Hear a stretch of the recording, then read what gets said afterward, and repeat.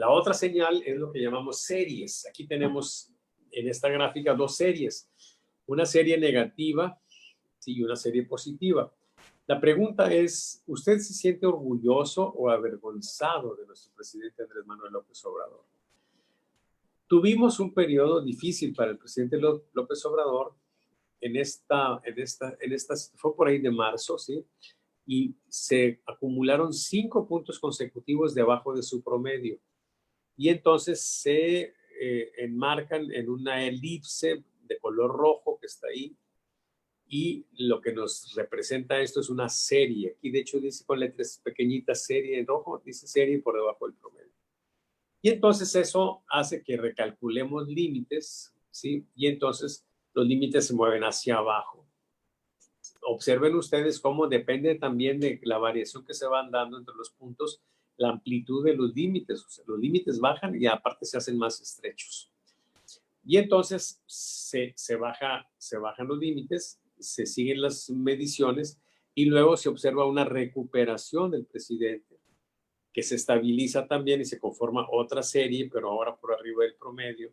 Y entonces los límites se recalculan, pero ahora hacia arriba.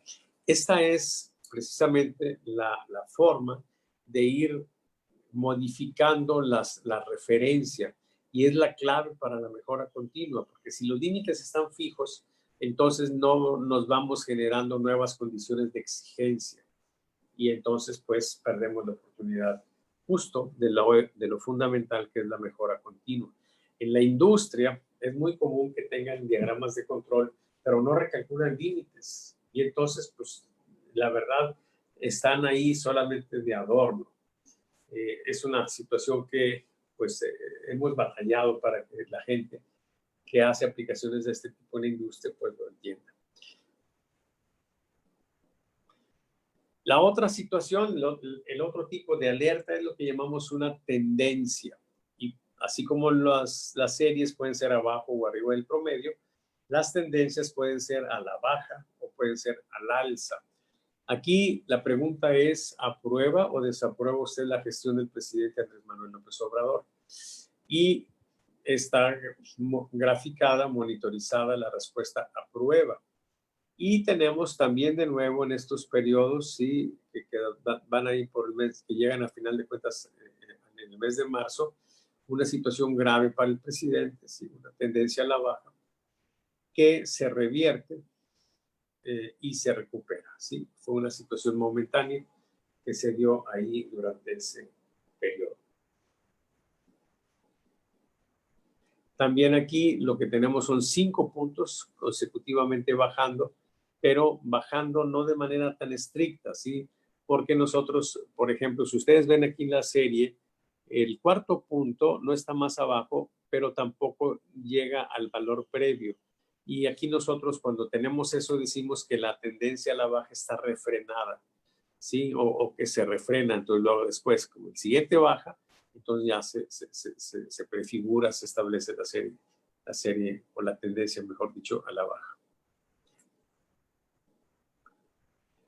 Y aquí, bueno, pues tenemos una situación interesante con el gobernador de Nuevo León y cómo se ve una tendencia al alza, sí, muy marcada a raíz del problema del coronavirus, o sea, la pandemia hace que de estar en una situación de aprobación pues de 10%, pues llegó casi el 40%.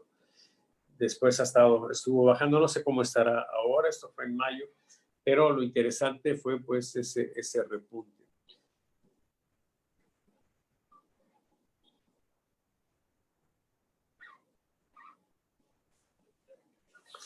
Muy bien.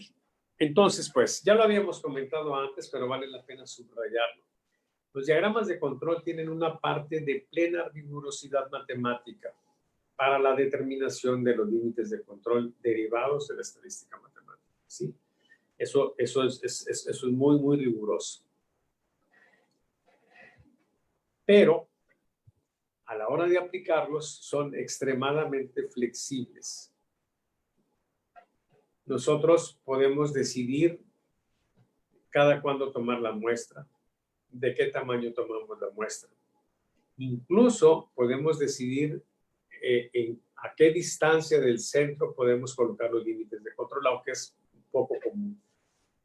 En general, la flexibilidad que tenemos sobre cada cuándo tomar la muestra y el tamaño de la muestra nos da una condición muy interesante, de modo tal que un buen diagrama de control no es aquel que se ajuste en su aplicación a un esquema rígido, sino aquel que nos permite mejorar. Recuerden que la obsesión aquí es la mejora continua en el ámbito de la industria. En el ámbito político, la obsesión aquí es ganar. ¿Ganar qué? Más fuerza política, más aceptación, ¿sí? Más ventaja sobre nuestros competidores. Entonces, pues, en términos generales, cuando tenemos un diagrama de control, ¿qué es lo que queremos con respecto de las alertas? Pues que no sean tantas, porque nos pueden abrumar y no las vamos a poder atender, pero que no sean tan pocas, porque si son muy esporádicas, muy ocasionales, pues no vamos a tener oportunidad de detectar problemas, de manera que al resolverlos tengamos la condición de mejora.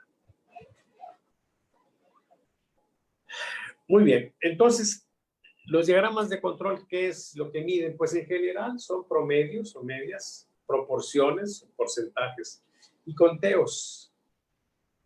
Son en general las cosas que medimos. Para medias, pues calificaciones de un gobernante; para proporciones, pues la aprobación, ¿sí? Y conteos, como en el caso de los homicidios.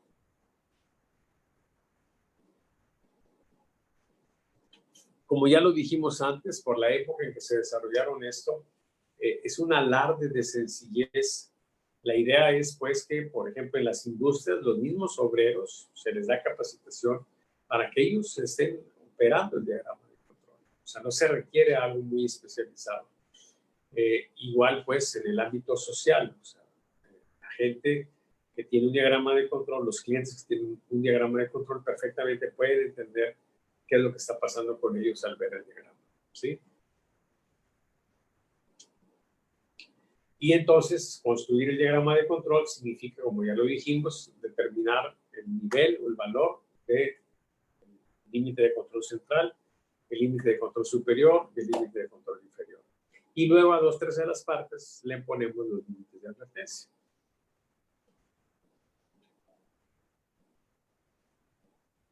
Para darles una idea, nada más, de cómo es en la industria el cálculo de los diagramas de control, ¿sí? Aquí les muestro esta tablita que saqué de un libro de Montgomery de control estadístico de calidad.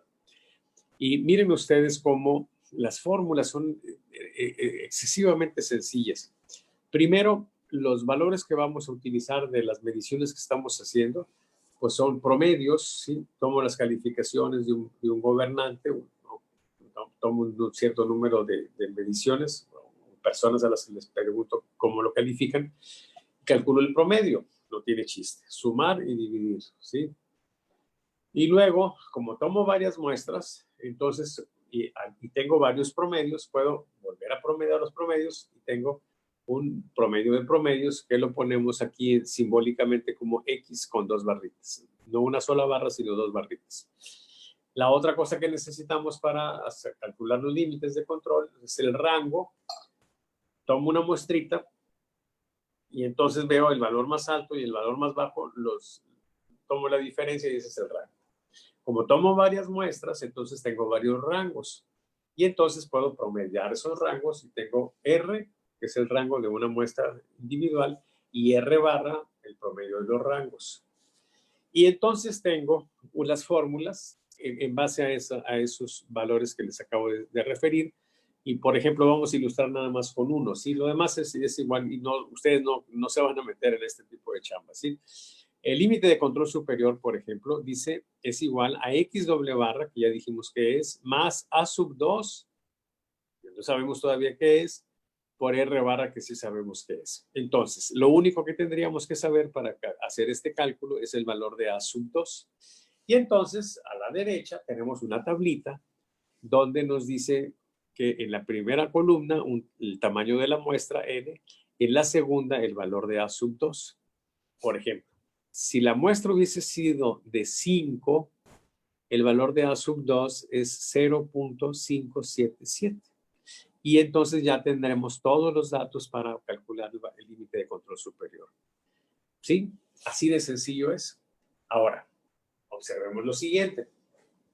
Aquí nosotros tenemos para un tamaño de muestra hasta 10, porque en la industria los tamaños de muestra son pequeñísimos y esto les da idea del poder que tienen estas técnicas. En la industria, donde tenemos un control sobre la calidad de miles y miles de productos, lo hacemos con base en muestras pequeñísimas.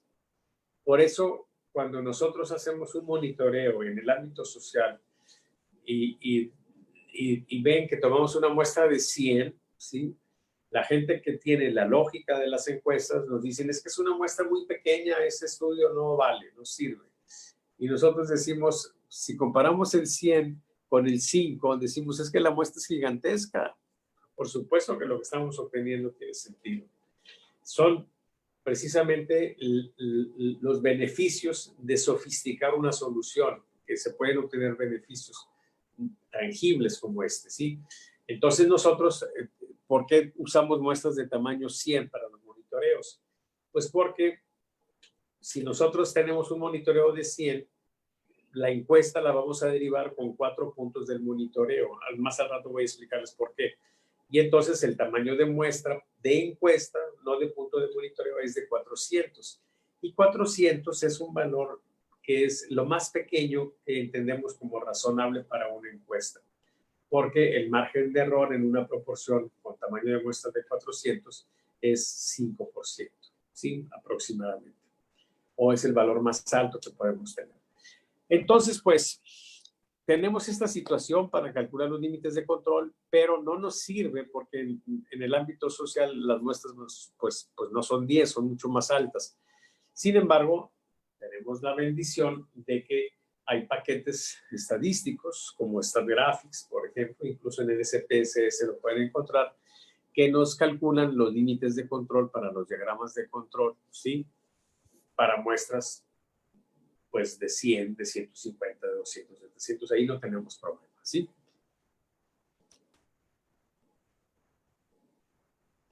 Que es justamente lo que estamos diciendo en esta otra figura.